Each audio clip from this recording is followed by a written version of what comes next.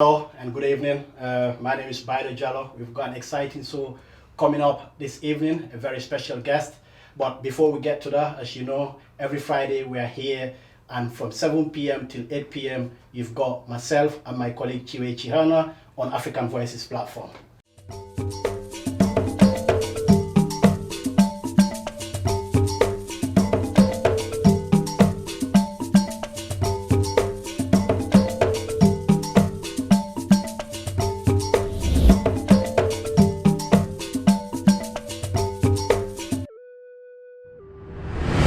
Welcome back if you've just joined us. As I stated at the beginning, my name is Bailo Jallo with my colleague here tonight, Chiwe Chihana, always very, very special on the show. Hello, Chiwe. Hello, Baila. Good evening, everybody that's tuned in. I'm so excited. Today is a very local Sheffield day on the show tonight, so that's good. Indeed, it is very, very good. And we've got a very special guest. Let me give you the opportunity to introduce him. Okay, so our guest is Dr. Alex Mason, a collaborator with African Voices platform. Yes, he indeed. is the project manager for the Center for Equity and Inclusion, which, well, it got funding way before, many months before this, but in October it officially launched. And we'll be talking to Dr. Alex Mason about what the Center for Equity and Inclusion does and how he's getting on. So good evening, Dr. Alex Mason. Good evening, thanks so much for having me. Really excited to be here. Lovely to have you. Well, in the next 1 hour, we've got Dr. Alex Mason, as you've had there, Chiwe introducing him. So let me give you the first opportunity again. Shoot. Sure, thank you, Bailo. Alex, first and foremost, you're supposed to be striking. Thank you for joining us, though. It's not a I strike like day. that. I like that. It's not a strike day today. Let me just It's make not a that strike clear. It's day not a strike today. day today. Oh, Yesterday- that's a yesterday. relief. Yesterday Yeah. was, though. So how have you been? Like, I can see that, I mean, it's personally, solidarity with all the striking lecturers, academics, etc. How has that been for you? I think strikes are always difficult. There's a lot of tension on campus. Anyone who's got proximity to the university, nobody wants to be on strike, but the issues around pensions, around workload, around precarious contracts, particularly for people of colour and other marginalised groups, there's a need to take action and lengthy action, which is what's happening at the moment. So it's a difficult time, but it's kind of necessary. It's sort of the only strategy open to us at this point. It has to be done. It has to be done. It's a necessary evil in some ways, in many ways. Yeah. For sure. Yeah. Absolutely. Well, thanks so much for joining us on the show. The last time we spoke to you, you were collaboratively launching the Center for Equity and Inclusion, which you're now project manager for. Incidentally, you were a student at the University of Sheffield. So shall we start there? I'm thinking that your journey towards establishing the Center for Equity and Inclusion before you even approach partners like ourselves starts from there. What's the story? Well, I've been at the University of Sheffield for about 12 years, so it's a long story. I started as an undergraduate, went through to MA, and then finally did my PhD there, researching systems of white dominance, higher education and architecture. And it was really during my PhD experience that I started to want to take more practical action. So having done some of the studying, the researching, I started to get frustrated with just being theory-based. I wanted to do something more practical, made more efforts to come into the city, which I don't think many students or even academics do, and find out what the issues were in the community that I was based in. And in doing that, I met various people, spoke to community leaders, racial justice organisations, and just discovered more about kind of the struggles that are happening in Sheffield. Right. And thought more about, well, what can I do from my position within the university to help support efforts to counter issues that were arising in the city. And then once I finished my PhD, I was working in what's called knowledge exchange, which is about collaborative projects between researchers and external organisation. And because of my research, I started to focus on more racial justice based projects, and it was really through that I developed this network of partners, most of whom are now part of the Centre for Equity and Inclusion. So it's been quite an organic process, but I think it emerged mostly from a frustration that nothing seemed to be changing within the university, and there didn't seem to be enough galvanizing action, and I wanted to be part of that. And I wanted to do more beyond the university itself and to actually be of help to the city. And I think that was the driving force to now being part of the centre. Right.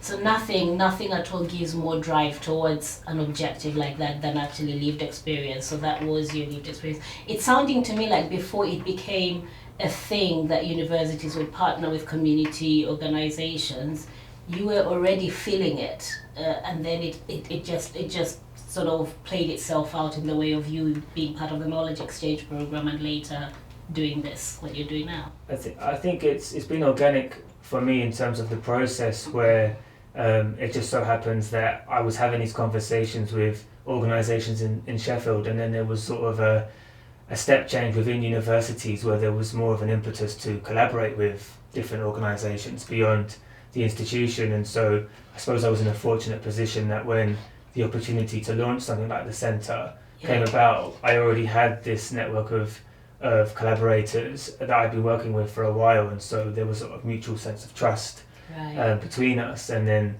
I suppose those relationships really are the bedrock of the centre now. So it's been important, but it's worth saying, I suppose, that when I first made those moves to step into the city and meet these organisations for the first time, I was really following the approach of people I really looked up to in Sheffield, beyond Sheffield, who've been doing that work for years. So there are people and there are pockets of activity within the university where this has been happening for decades. I think it's becoming more mainstream now. More people are getting involved in it, which has its own risks, but it also has its rewards, and hopefully the centre falls on the reward side. Okay, so before I bring my colleague Bailo in, let's go to May 2022. So May 2022, this is so for me that's like the moment where we all get to know the funding has been obtained. We walked with you through some of the process of the application. Where's Alex at that moment, and what is he thinking, what is he feeling when he hears this news, the funding is there for this to be established? I think just the potential of something like a 3-year project that has considerable resource behind it, it's quite unusual to have that opportunity. So I think when I realised we'd won the funding, I think it was just this sense of what we could achieve in that time. Previously I'd been working on very short-term projects, 6 months at most really, which is kind of the norm a lot of the time within knowledge exchange. And it limits what you can do, what you can achieve in collaboration, and obviously then the changes that you can make. So I think I was just feeling really excited about being able to work with these great partners, these students, over such a long-term period. The prospect of actually managing to have a significant impact on the transformation of higher education structures and things going on in the city. So I think it was excitement, but also I think, and this continues now, this sense of responsibility, I suppose, to not waste this opportunity also, and making sure we stick to a high ethical standard during the process and don't get too bogged down in the need to deliver certain outputs for a funder. It needs to stay true to the ethics that we all agreed on when we first did the application. And so I think it's both excitement but also a sense of responsibility. Sounds like a big responsibility, Bailo. Very, very interesting to hear what you've just said there, Alex. But I'm just wondering, at the beginning of all this, because you've stated it clearly, your knowledge of the city and also having studied in the university all contributed to what you are doing today. In terms of that, when you first thought of this idea, how did the university receive the idea, and what were the routes that you took in order for it to be considered? Because we all know in terms of projects, sometimes when you put them forward, they don't just go straight ahead. Yeah, well, I think first of all, to say the idea didn't originate with me, it originated with colleagues at the university. I was brought in to support the development of the project application and then ultimately now delivering the centre. So there were people already elsewhere in the university having these ideas, and I just brought my experience from working in collaborative projects in the arts and humanities. That was my focus within racial justice. And so there wasn't too many roadblocks within the institution. We've also hit at a time where there's a lot more impetus being placed on higher education institutions to be more involved in issues of what would be called equality, diversity and inclusion. We're presenting a significant project that works towards that goal. So in that respect, the institution was quite supportive of it, and there wasn't any obstacles that we had to overcome in that regard. I think going forward and through the process so far, we just have to make sure that we're always still challenging the structures that we think are oppressive and harmful. And whilst it's important to get institutional support, that can't come at the cost of challenging the institution when we need to. And I think actually, Bilal, you were the person who raised that point when we first did the application writing. You said, what space will we have to critique the same university when we need their overall support to get this thing going? And that's a conflict and a tension that we have to negotiate internally. At the moment, it's going pretty well. But we'll see in the future, I guess. Well, we are 5 months already into the project since it started last year. So 5 months on, in terms of, let me start with the partners. What have you got what you expected from the partners? How are things going? I love working with the partners. That's a very biased question. I love working with all the partners. To be honest, my excitement about the potential of the centre, when you asked me about that before, it came from the prospect of working with the partners over this long period of time. I would say I'd worked with all but one of the partners before the centre launched, so there was a relationship there. We had done work before. I knew how the different individuals worked. I knew how great their artistic practice was, or their work in racial justice was. I was always convinced that the partners were going to really help deliver the objectives of the centre. Right. So I've just really enjoyed being able to work more closely over such a long period of time, and I learn every day from those interactions. And we're now not only talking about working on projects, but also the strategy around an organisation like a centre. And through that, I'm learning so much because people are bringing their professional expertise from other sectors. Previously, I'm only used to the higher education sector, so all the time I'm learning. So for my own sort of personal development, gratification, and sense of like pursuing racial justice, it's just been a blessing working with the partners. Got no complaints at all. I'm happy to hear that. So let me not ask any other bias question. So Chiwe, I'll let you go. All right. Well, all biases considered. Alex, one thing that I remember from the time of the launch, I don't know whether the situation has changed. Could you update us? There was no specific base for the Center for Equity and Inclusion in October. Where are we with that now? We still have no physical base, but we are trying to work towards one. There's a new building that's about to be opened up at the university in the next few months, and we're trying to situate ourselves. Is it the one on Whittam Road? I'm not sure the road. It's a social sciences building. That's the one that we won. We have social scientists are part of the internal centre staff, so it makes sense for us to sort of be housed there. We've worked okay without a physical space, but I think it would be a nice thing for the postgraduates especially, and perhaps the partners, to be able to come onto the university campus and know where the centre is. So it's something that we're aiming for. Right. We'll get to the students in a moment. Let's start from the centre itself. You've got a good team. We met some of those. Could you talk us through some of the people you're working with at the centre itself? Yeah, sure. So we have about 5 co-directors, all of whom are academics at the university, but they're supporting the strategy of the centre and in some parts the delivery of our activity. And they also are academics in different faculties of the university, which is quite important because I think, particularly within racial justice, there can be a focus on social sciences, which is important, but there are other faculties and all of them have a role to play in this. I come from an arts and humanities background, but there's also the STEM areas as well. And so we have kind of a wide spread of co-directors. Yeah. Indeed. Yeah. Absolutely, they bring their own discipline, expertise to some of this. All of them as well have done work around what would again be called equality, diversity, inclusion work in the university. They're working all the time with postgraduates in their own teaching practice. So they also have a familiarity with some of the issues that are happening within the university. So in that sense, they're a great guide to steering the centre and the sort of activity we feel is important to support postgraduates during their journey at the university. And then the partners as well complement that really nicely, because the external perspective marries really nicely with the internal perspective that the co-directors provide. But of course, because we're all working with the university, we only have a certain perspective of the city, and it's very much couched in a university perspective. So working with the co-directors, but also the partners, allows us to have a bit of a wider purview of what's going on beyond our own sort of university. Right, great. I was going to cheat and look at my phone, but I forgot his name. But I can attest to a historical engagement with one of the directors, because he worked with us on a creative writing project, Writing as Resistance, and it was on equality, diversity and integration.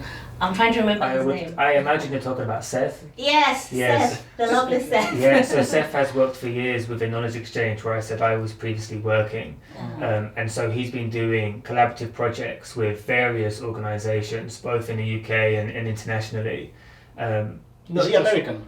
He is, yeah. Yeah, I thought so. Yeah, I thought he was from somewhere other than. yeah, he's American, but he's been in Sheffield for a while, and his knowledge of co-production, which is something that he writes about, has been really useful for thinking about how do you approach a collaborative partnership in an equitable way. He writes about that in his own research, and then practices it within his own knowledge exchange projects. So that sort of expertise really helps us develop our own work within the centre, and each co-director brings something like that to our strategy. All right, great.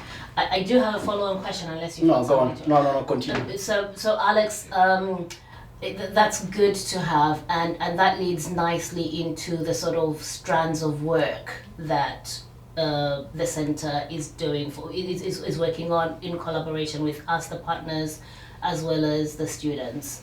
So for people who've never actually heard of the Centre for Equity and Inclusion, what are you working on? What are the students delivering? What is the students' role in the Centre for Equity and Inclusion, or what does it do for the students? It's postgraduate research students. We start from there. Sure. So primarily the funder has given us resource to support postgraduate researchers of colour across the university. That's the official primary objective. So a lot of our activity is built towards that. We've got training programs, mentorship schemes, reflective spaces, all opportunities for these postgraduates to come together, to share their experiences amongst one another, feel less isolated, which is a common experience for postgraduates of colour, speaking not only from experience but numerous reports, pieces of research.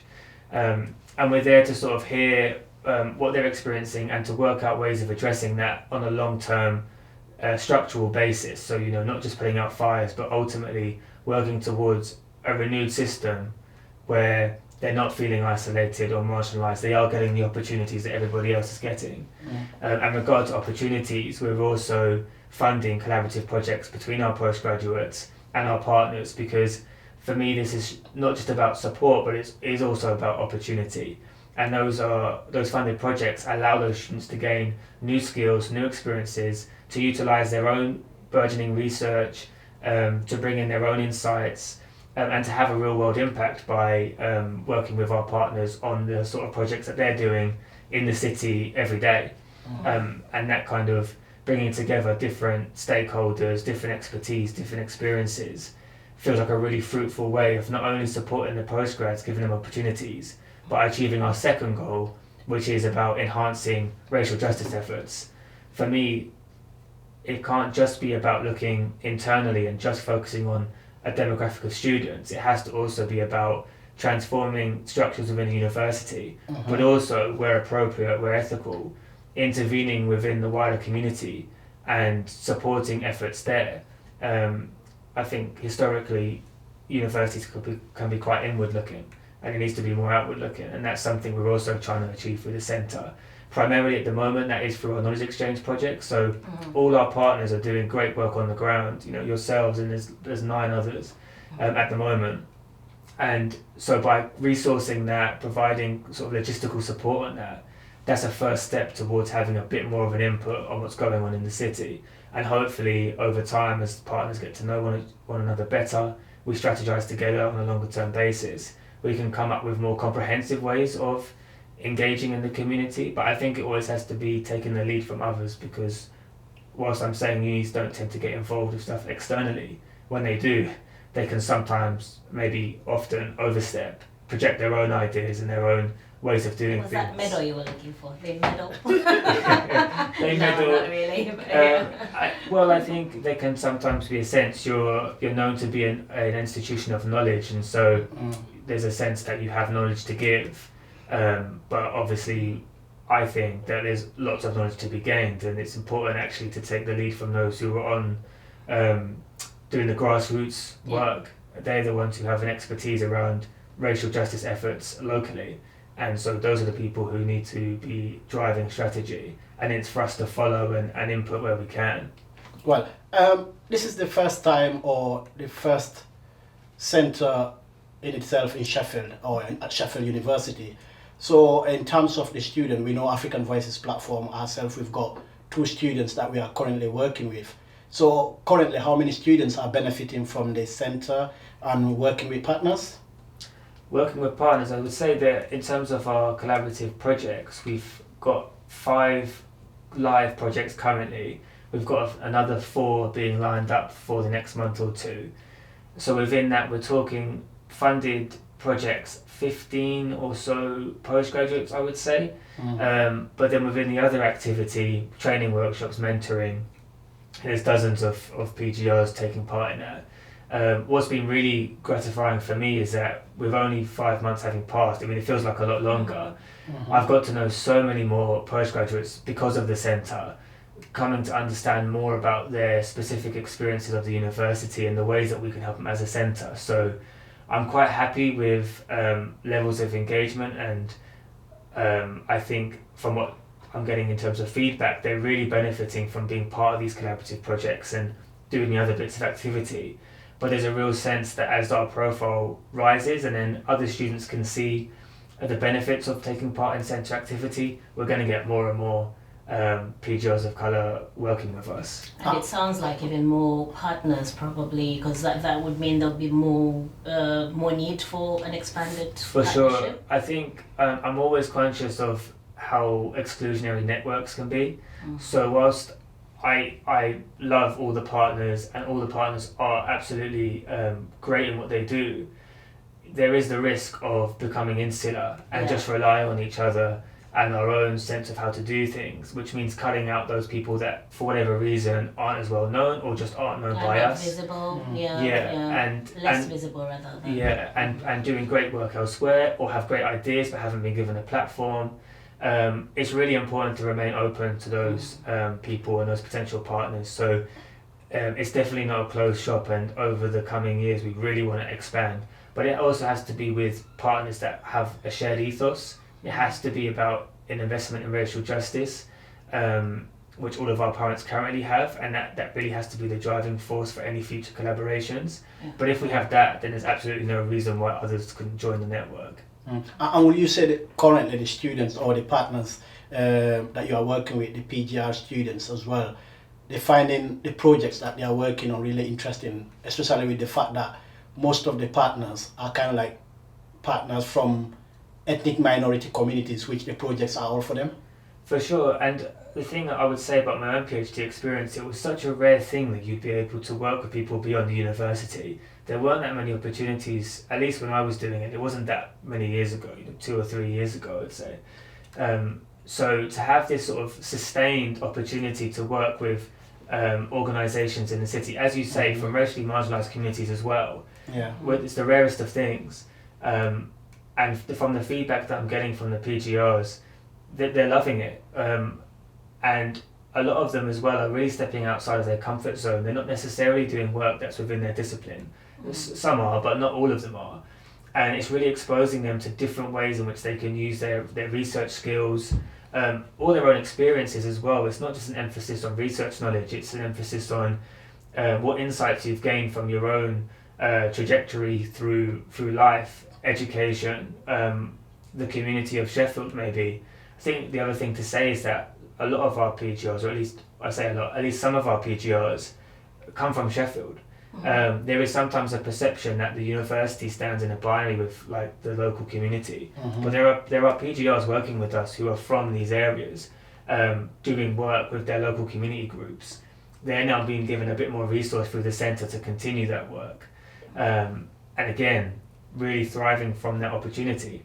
So the feedback has been really positive, and where I said earlier I feel a weight of responsibility to make this work, the feedback, I guess it makes me feel a bit better about that, because it does feel like we're making positive steps even at this very early stage. Plenty of challenges, but that feedback makes me feel like we're going the right way. And to be honest, I'm glad you're speaking of the feedback that you've got, because at the start I was one of those people that was very, very skeptical in terms of the partnership. And to be honest, the way the partnership is going, I'm really happy. How are you feeling about it 5 months on? To be honest, I'm kind of like very, very happy the way things are going, because I was really, really worried, because we've seen from the past where, organizations come together, to collaborate with bigger institutions, but yet it's the bigger institutions that kind of like model everything or controls everything. Whereas with this partnership, each and everyone has got a say on it, so you are given the opportunity to put up your own ideas, and decisions comes from everyone, collectively. And to be honest, I've had outside in Sheffield as well, people talking about it. And I don't know much about Sheffield, but it looks like... What do you mean you don't know much about Sheffield? Well, you working in Sheffield. No, to be honest, working in the media and being somebody who is born and bred here are two different things. I see what you mean. Historically, people say this is the first time they've seen such a thing. Like, for example, working with Rob, when Rob tells you some stories in Sheffield, you'll be like, wow, really? That's the You know what I mean? So I would say, I think what you're talking about really is something that we need to tap into a bit more. You also touched on it. We're talking about power dynamics. Sure, yeah. So we're talking about relationships in larger institutions such as, the University of Sheffield is not just a university, it's a Russell Group university, to qualify it even further. Sure. And one of the aims in intervention, one of the modes of intervening in the systemic and culture change for the centre, I was looking at, was that it intervenes in challenging racism by creating, experimenting with, and embedding new university processes and practices, particularly in its postgraduate program and partnership work. Break that down for me. What's that looking like so far, and what was the thinking in that aim? Yeah, well, I was glad that you were skeptical coming into it, because I think skepticism is actually really important. And I touched on earlier about how we've not had too many obstacles from the institution, because there is a certain sense that you need to be doing equality, diversity, inclusion work. Sometimes it's troubling when you don't hit skepticism. Sometimes you need, you want to be challenged on your ideas, because we're all limited in our own view. And so when you're met with skepticism, I often think that's people being critical, and we need to remain critical of the power balance. It still exists between all of us partners now and the institution. So even though we may get on well person to person, interpersonally, and things are going well as it stands, I'm still representing an institution. And so there is always that power dynamic to negotiate, and we've still got stuff to figure out, I'm sure. It was really important to us to start thinking about changing processes from the very beginning.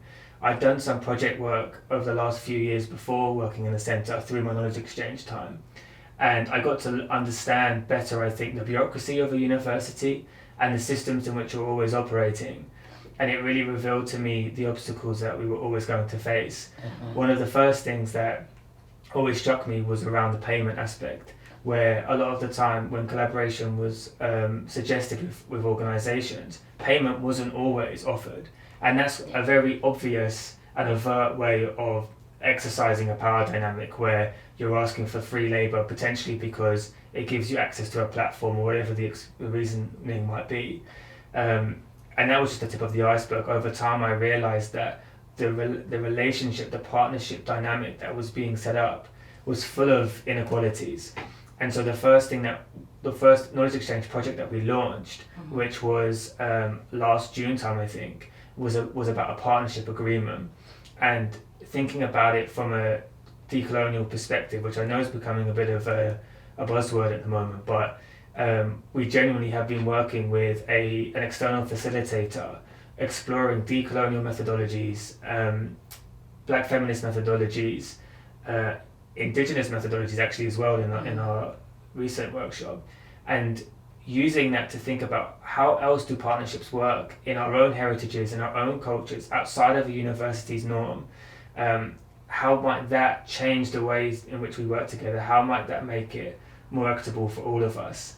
And we're at a point now where we're just about drafting that first agreement. And I think that's been the work I've been most excited about, because I think that's going to be the long-term change. If we can model something that's completely different to what's come before, and show that it works, and show that actually it gives more rights over to these racially marginalised communities, or whatever partner we work with, that will be an example of how the centre's had a material intervention and an impact. So I've been excited about that, and that's what we started off with. We're looking to now do some stuff around evaluation, because the way in which projects are reported on, collaborations are reported on, are often skewed in the favour of a university or a major institution. They ask the questions, they emphasise the answers that make their work look best. On the academic stage. Sure. I hope that's not going to get you into trouble. No, but it's true, and I'm also definitely not the first person to say it like that. It's becoming an established fact, but I think the issue is, what else do you do then? What's a different approach to evaluation? And these things sound quite mundane and bureaucratic, and to some extent they are, but I've discovered over the years that this is where power lies. It's tackling these things that really, I think, will shift power dynamics in the direction that we want it to go. So evaluation becomes actually a really important thing to consider, I think. So that's the next step in this work, because we have been participating in these workshops, and I have a story to tell actually about the previous experience on agreements. So should I tell it now? Well, you can do before very soon, because we'll be moving on to the diversity network that the council launched last week, which I will also want us to talk about, especially with the fact that Alex was talking about the power dynamic, you know. So go on with your story. Okay, excited. I like that we're going in that direction, by the way. So yesterday I was having a chat with some colleagues, actually not friends, colleagues, people that I work with, and we were talking about decision-making processes, you know, and this is a very white, middle-class group of people that I work with on some things. And then I just said, well, I think we should be looking at this system of agreement. And I was referring to what we did. The Palava Hut? What you suggested about the Palava Hut? The Palava Hut agreement. Yeah, so it's very much a consent-based system, except it's not something that is documented or recognized as such, and the way it's done in West Africa. So I learned from Bailo about this thing, and I learned it because of the workshops we've been undertaking as partners in the Center for Equity and Inclusion. So I wanted to talk about the power of that, the strength of that, of identifying processes that don't necessarily meet the mainstream or the power players in the system. So maybe you could speak a bit more on that. Yeah, I think it has been such an enlightening experience doing those workshops. We had a range of partners attend the first two that were held, about 6 or 7 I think, and each one was coming from a completely different cultural background, across the world. But each person, when talking about the nature of partnership, was drawing from that culture, from that heritage, and using those traditions to present a really different way of thinking about partnership and the different things that comprise a partnership as well. And one of the main things, I suppose, that came out of the initial workshop anyway, was that language itself was an obstacle. A lot of people's reference points, because they speak in multiple languages, was coming from basically not English. But how to translate that in a contract that was going to be understood by all parties going forward, it was an issue. language obviously is tied completely to colonization, empire, all those things.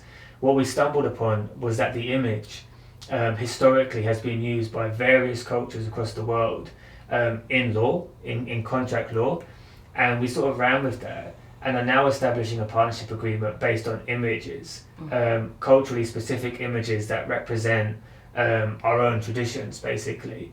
And that has unlocked a new way of working together that is non-Western. And that's been really exciting because it's really flipped things over for me in terms of how I've understood how these contracts can work. So I've left those workshops just feeling really invigorated.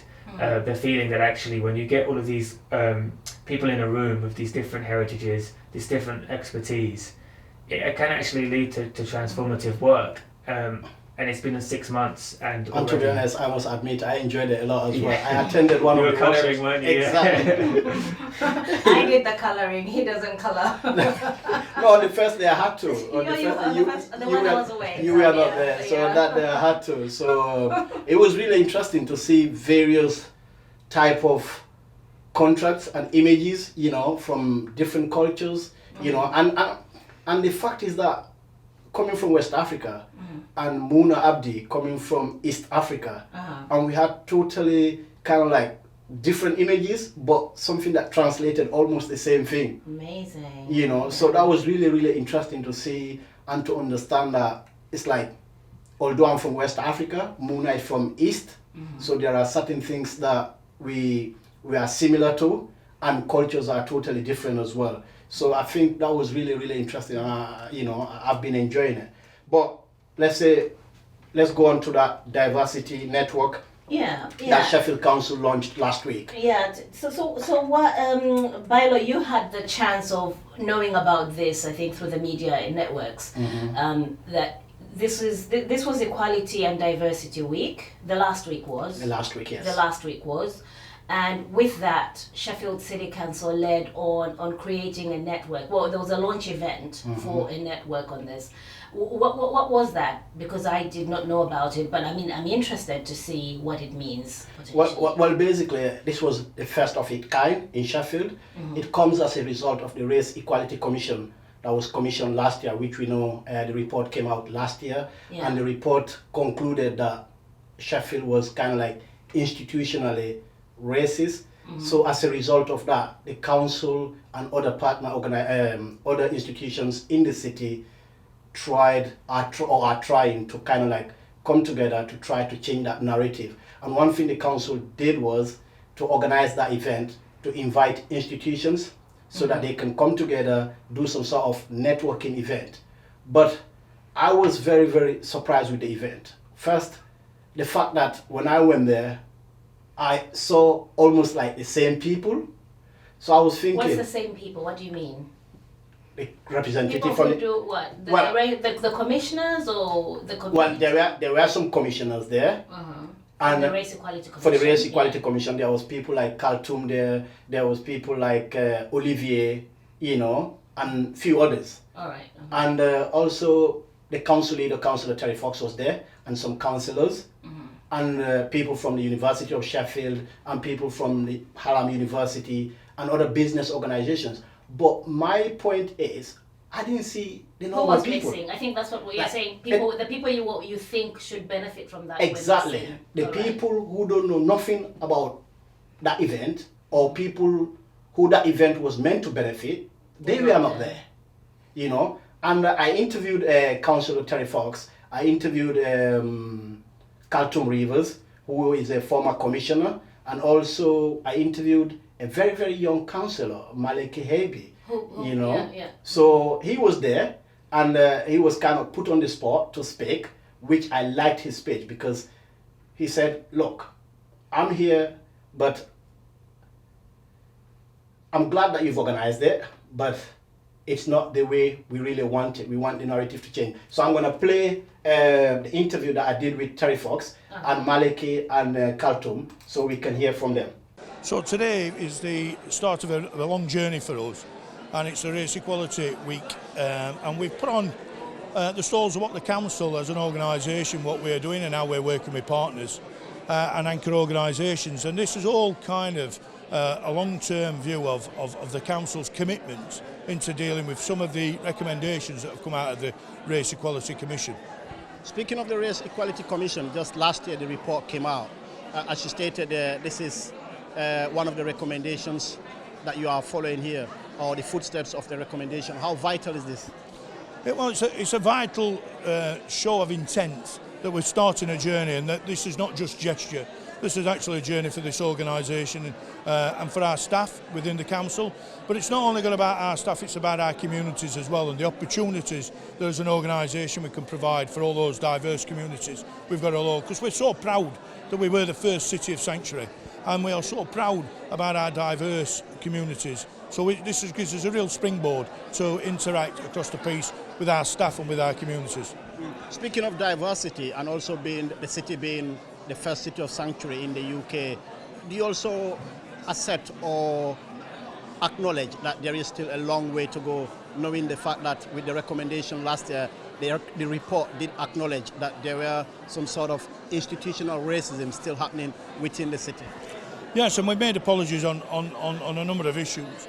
But I don't walk in anybody else's shoes, so unless people talk and people educate and people highlight and challenge, then how do we move on? And what we've really got is we've got a fantastic network and group within the council that are doing that on behalf of some of those recommendations. So yes, we have got issues, we know we have, but the only way we're going to do that is deal with them head on and get these type of events up and running so that people kind of interact and get them opportunities going forward. Today's event has good numbers. I think it's very successful in terms of the amount of people that have arrived, the amount of stalls there are, the amount of, you can call it, notable people that are here.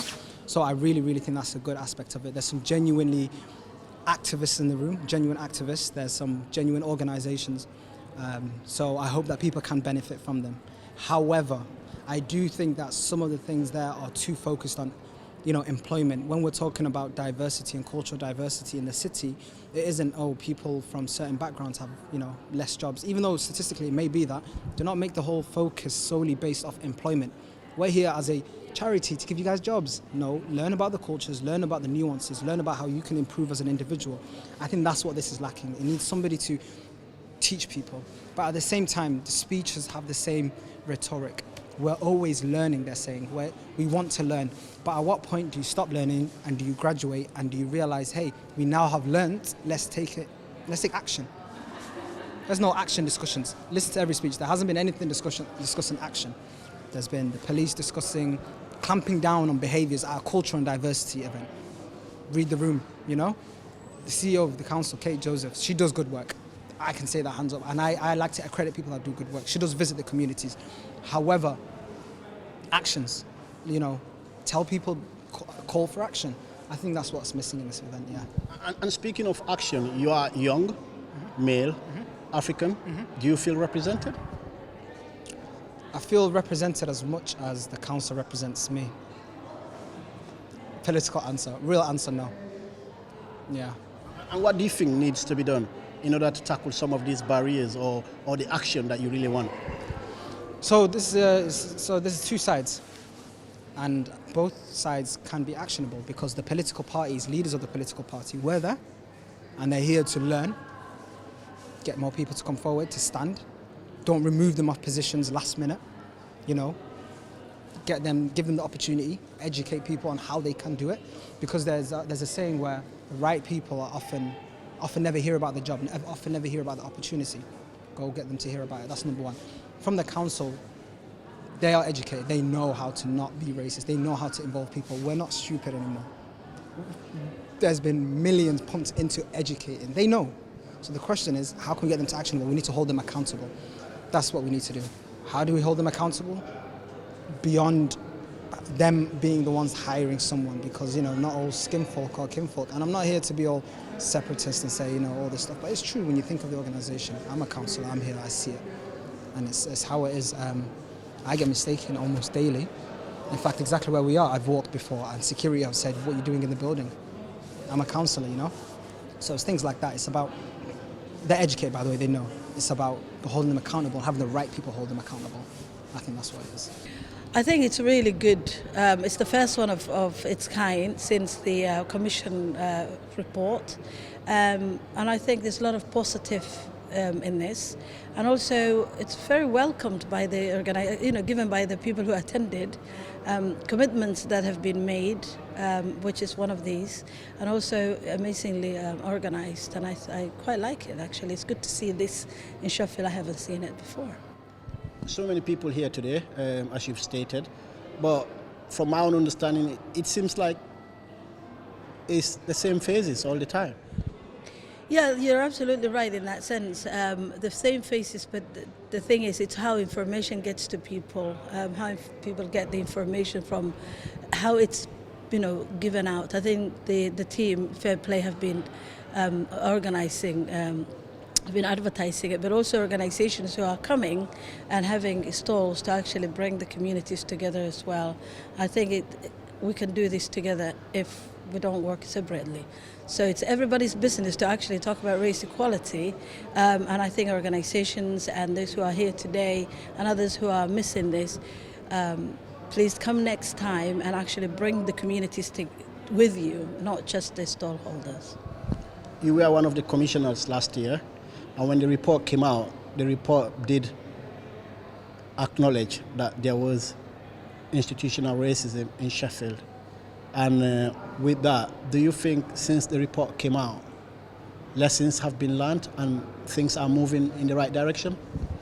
Well, it's actually a big question. I'm hoping lessons have been learned by partners in the city. So the report was for the city by the Sheffielders for Sheffielders. So those who are giving services to actually meet the recommendations. And I'm hoping, and we can't always live in hope, but I'm hoping that those who have been given the recommendations have brought the change. And this is one of it as well. So commendable thing to do, but we need to carry on. We can't just stop there. Like many people said, every day should be a race equality day. And it is for Sheffielders, of every Sheffielders, every corner, and by Sheffielders as well. So let's own it. Right, Alex, so far with what you've listened, what's your take in terms of what Heibi Malik has said, that young councillor, and what Terry Fox as well, who is saying, yeah, the council is learning? I think it goes back, some of that goes back to what I was saying earlier regarding networks and the same people being invited to the same things and hearing the same perspectives you've heard over the years. It's essential to get new voices in the room, and that definitely means younger people, but it really just means anyone that so far has been denied the opportunity to share their experiences and their insights. I think, as I said, that was a goal for the centre. It should be a goal for the council. It should be a goal for anyone trying to intervene in inequalities in the city. So I completely agree with that sentiment. I think there's a general frustration, one that I kind of get when I speak to partners and other people in Sheffield about the I would say it's over the last few years there's a lot more institutions in an effort to do more of this community-based work or going out to the same people asking the same questions, and there's like this, people are starting to call it a consultancy fatigue. Communities are being expected to share their experiences, and that's sort of being seen as an important first step for these institutions. Mm-hmm. But it's every institution doing it, which means that those same communities are being asked the same question 10 times. Every day. But I think that consultancy is important, but I suppose when it's been happening for so many years, the question becomes, what's happened with that knowledge? Where has that gone to the next step, the second step, the third one, the fourth one? And if people aren't seeing any results from that, then you're going to get frustrated and you're going to stop answering the questions at some point, I would imagine. And I think it becomes about a lack of ideas of where to go next. Consultancy, it seems like the thing to do because it is a tangible step forward. It feels like you're doing something proactive.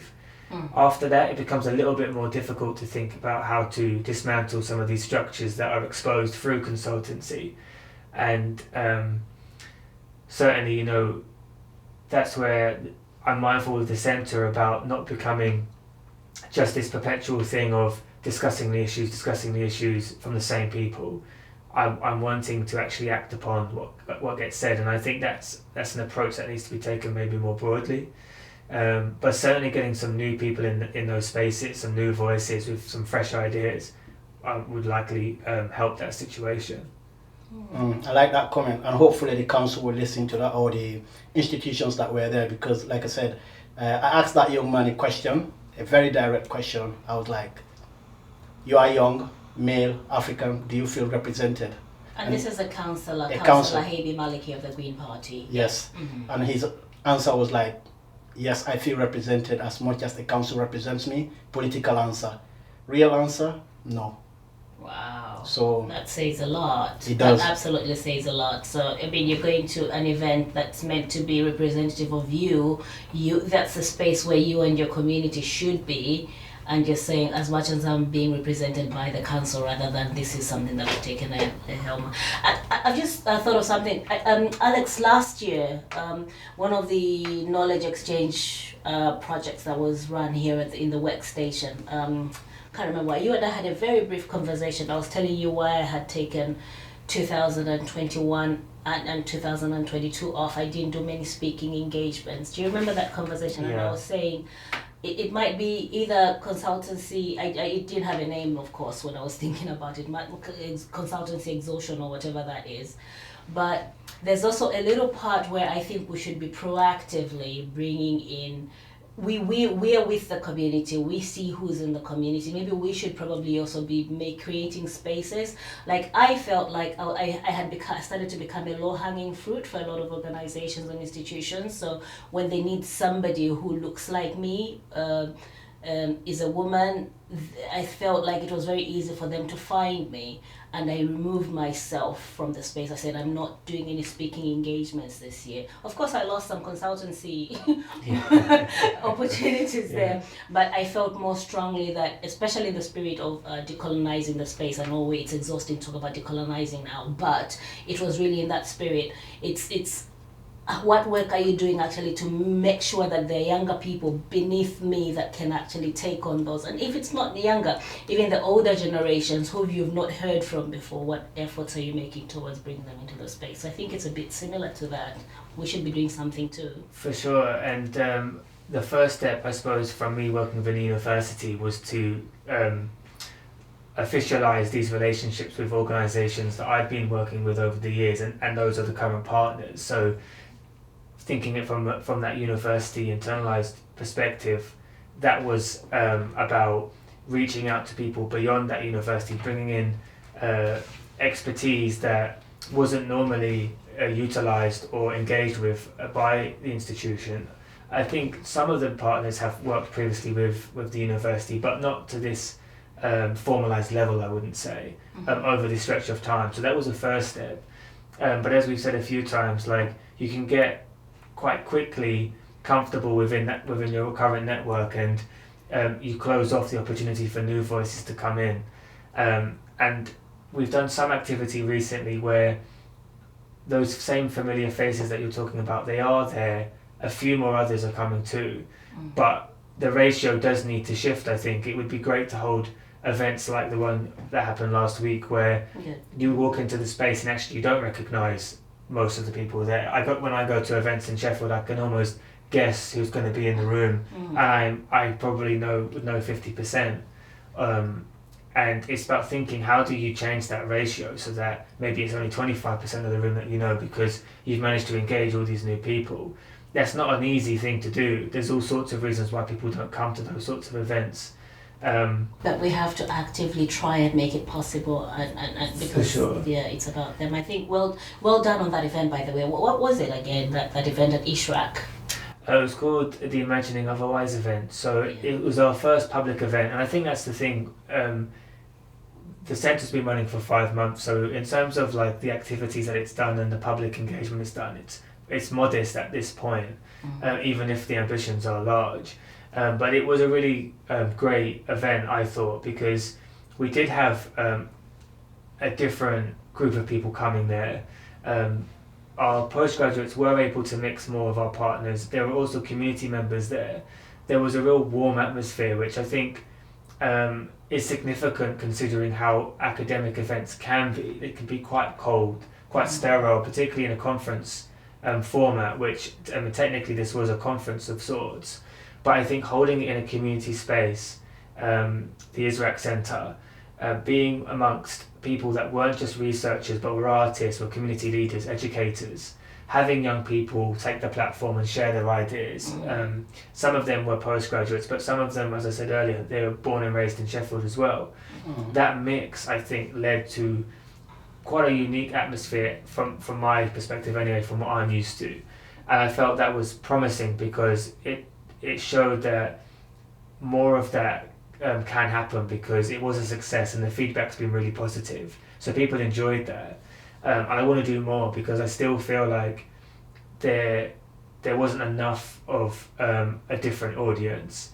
There's plenty of more people in Sheffield to connect with and to hear from and to exchange ideas with. The point of this event was, in terms of its Imagining Otherwise theme, was to think about how do we transform these structures that we operate in on a day-to-day basis. And it was based on a book by Lola Olafemi, who's a black feminist, a researcher. Love. Yeah, she's brilliant. Her work's brilliant. And she presents all these different ideas for how we might go about that. And so it was a really great starting point for us as a centre to think collaboratively, how we're going to do things differently, how we're going to transform these structures, and how we're going to do it materially and not just talk about it. I think that was only a couple of weeks ago. I think the challenge for us now is to make sure that we actually start to act on some of the things that were said in that event, and we don't just sign off as, oh, that was a great event for one day. That's not going to lead to change, and that is a massive challenge and something that obviously we'll be pursuing over the next years of the centre lifespan. Lovely to know. We've got less than 4 minutes to go. But Good stuff. Yeah, less than 4 minutes. I actually want to speak about something really exciting, which is the reason why I'm reminding which you. Which is, because Alex was just talking about events that actually have meaning, or you involve people that are not necessarily your everyday, we've seen you before sort of people. So Utopia Theatre, whom we had here launching the Utopia Theatre Youth Drama Academy, is it 2 weeks or 3 weeks ago now, have got something else up their sleeve this weekend. So, they're hosted at Sheffield Theatres, and I mean, the Crucible Theatre is one of the most famous stages in the world. So they're going to be rolling out a play on Saturday, which is called All Our Goes. And now what All Our Goes does is that it's emulating the life of Emma Clark, who is believed to be Britain's first black female footballer, and it's going to be there at the Crucible Theatre on Saturday. And believe it or not, the people who are acting in this play are women from Sheffield, from the communities that have never necessarily set foot on stage. Wow. Foot on stage rather, not food. So that's exciting. Yeah. So tell us, what time is it? It's going to be at 6 p.m. at the Sheffield Theatres in the Crucible stage, the main stage, which is tickets are pay what you can. And so for those that cannot afford to pay anything, they're still welcome. Just make sure that you go on that link on Sheffield Theatres website and grab your tickets. As of this morning, it was almost sold out. So if you're listening and you're thinking this is for you, please go ahead onto the Sheffield Theatres website and book yourself a ticket. And from my understanding as well, I've been told it's child friendly as well. People can bring their children. It's family friendly. Bring your children. This is a family affair for the community, about our history being put in art.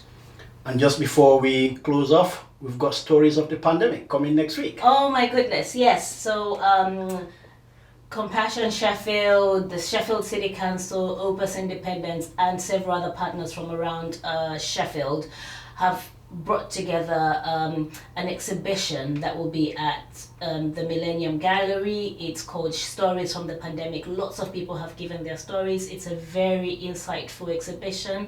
There's some film in that as well. So go to the launch. You need to book though, because for the launch event itself. So go onto Eventbrite. It's free to attend as well. Go onto Eventbrite and join this launch. It's going to be very important, very powerful, but it's going to have a lasting legacy of the impact of the pandemic on the community of Sheffield at large. And the exhibition itself, I guess, is on Friday the 24th of February, right? Friday the 24th of February, Millennium Galleries. And it starts at 10 a.m.? It starts at 10 a.m. Is it 10 a.m. actually? I'm not sure about that. Is it 10 a.m.? Well, I thought it starts at 10 a.m. I think just check for it. Stories from the Pandemic Sheffield, Opus Independence, Compassion Sheffield, and also what I do know is that there's also going to be a lasting legacy that's going to be done as well for this. Well, that's great, and it's good to have all these stories coming up next week. Well, Dr. Alex, we really appreciate your time tonight, and it's been a lovely show having you here. Thank you very much for turning up. Thank you so much for having me. I've really enjoyed it. Thank you for joining us. Well, until next week, this was an African Voices platform production with me, Baile Jallo, and my colleague Chiwe Chihana.